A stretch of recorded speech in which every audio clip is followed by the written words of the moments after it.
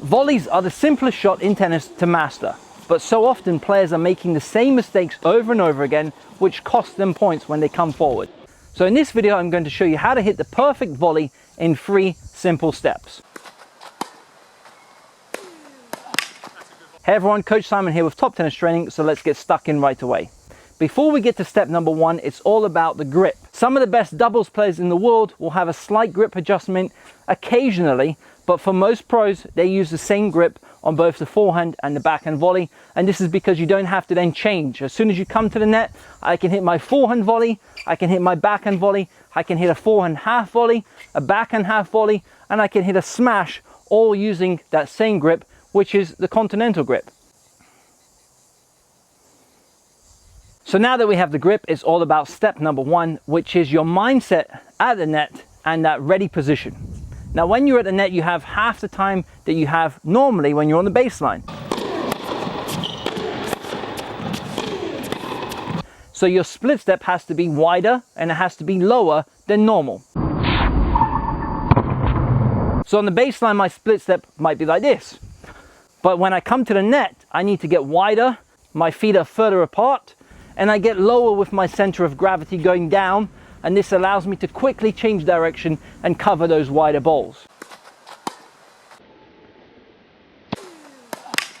At the same time, I want my racket head in front of my body like so that I'm ready to hit my forehand volley or my backhand volley from the same position.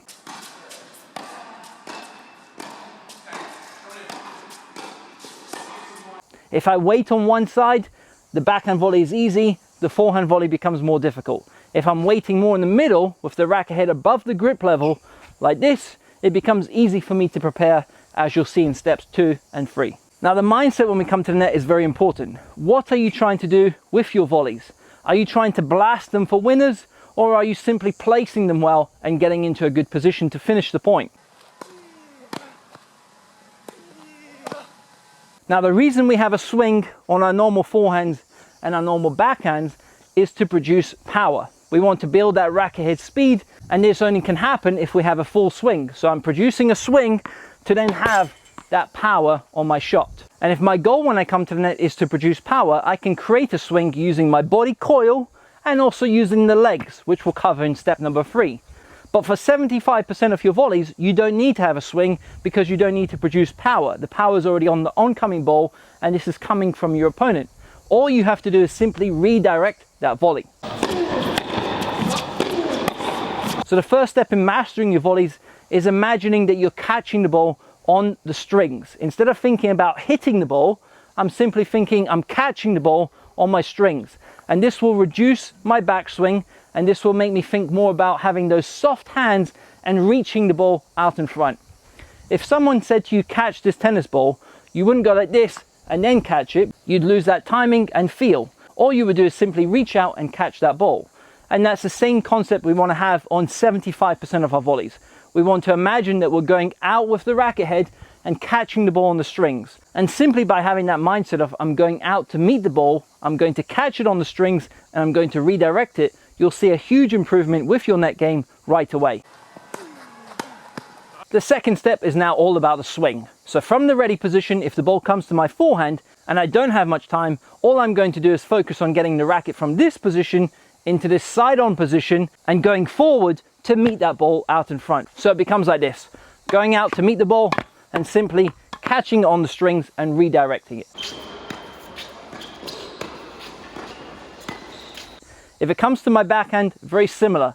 Ready position, setting the racket using the top hand, and then having the strings simply meet that ball and redirecting it. And it will look like this. And by having those short, compact backswings, it creates time, and time is so valuable when I come forward. Now, if I try to go for a swing on those volleys, you'll see what happens. It becomes complicated, and I end up hitting the ball late. So I want to go to meet the ball on either side. Now, when we have a slightly higher ball, when the ball is coming with less pace, and we actually have time for a swing, I can create a bit of a swing on my forehand by coiling my left shoulder. So by turning my left shoulder, I'm now creating this space to actually accelerate forward. And at the same time, I can use my legs, which we'll cover in step 3.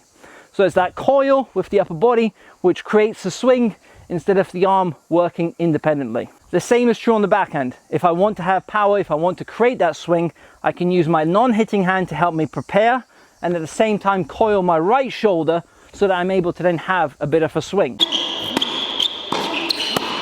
But the key concept on these volleys is that I want to make contact in front of my body so that both eyes can see the ball, and I want to have that stability because the whole body is now supporting my racket head. If you can keep that concept of going forward to catch the ball, you'll have a huge improvement right away. Step 3 is now all about the footwork at the net. So we covered the split step. You have that wider base, you have that lower center of gravity, which allows you to cover more ground. The next step, however, is now moving to that ball, either covering the wider volleys or closing down the net to take away time from your opponent. Whichever one it is, the first step on either side will be with the outside leg. So if it's coming to my forehand side, it will be this right leg stepping out, which allows me to then step forward with my left leg, or use that left leg to cover the wider ball like so. So it becomes a 2-step pattern. It's split step, right, left. And if it's wide, split, right, left. The same is true on the backhand side. The outside leg steps. So this left leg goes first, split, left, right. And if the ball is shorter and I want to close down the distance, it's left, right. So by using that outside leg, it actually gives me a lot of options on that second step. If I go from the ready position and cross straight away like this, the distance I can cover is very limited. I can get to about here. But if I go with my outside leg first, I can then cover all the way to the single sideline with 2 steps. And during that point of contact, I want to feel like I'm stepping through that volley. That will give me more stability and that will give me more power on those volleys. The same is true on the backhand. I want to feel like I'm going from my left leg to my right leg as I hit that volley. So it's left, right. And on the forehand, it's right, left. And if I can make that aggressive, if I can make that last step powerful, I'll feel that stability and that strength on the volleys.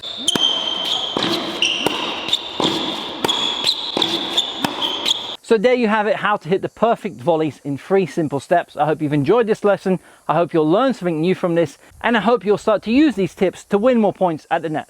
Now, if you have enjoyed the video, smash the like button, subscribe to the channel, of course, and make sure you turn on that notification bell.